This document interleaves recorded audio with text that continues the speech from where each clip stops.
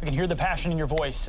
One other topic you wanted to touch on was Ronald Reagan gave a speech, a Time for Choosing speech in 1964, and he said, "You and I have a rendezvous with destiny. We'll preserve for our children this last best hope of man on earth, or we'll sentence them to take the last step into 1,000 years of darkness." What can Americans learn from Ronald Reagan? What are your thoughts on that at this moment in time? Yes, that's right. He said that, and he said now let's set the record straight. There's no argument over the choice between peace and war.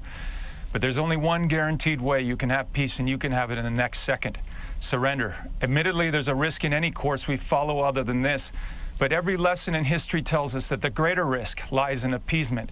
And this is a specter our well-meaning Christian liberal friends, our priests, bishops, and pastors refuse to face, that their policy of accommodation is appeasement. And it gives us no choice between peace and war, only between fight and surrender. If we continue to accommodate, continue to back and retreat, eventually we will have to face the final demand, the final ultimatum. And what then? When Satan has told the people of this world, he knows what our answer is going to be. He has told them that we're retreating under the pressure of his Cold War, and someday when the time is right to deliver his final ultimatum, our surrender will be voluntary, because you see, by then we will have been so weakened from within, spiritually, morally, economically. He believes this because from our side he's heard voices pleading for peace at any price, or better red than dead, or as one commentator put it, he'd rather live on his knees than die on his feet. And therein lies the road to war, because those voices don't speak for the rest of us.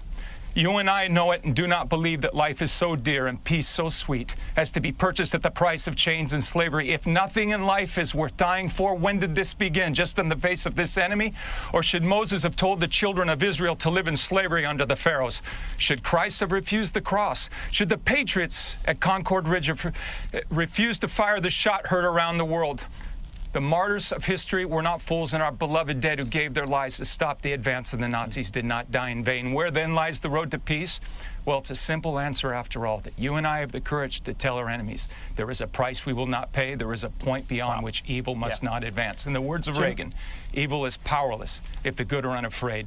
Jim Caviezel, thank you so much for that insight, and congratulations on the powerful film, Infidel. Thank you.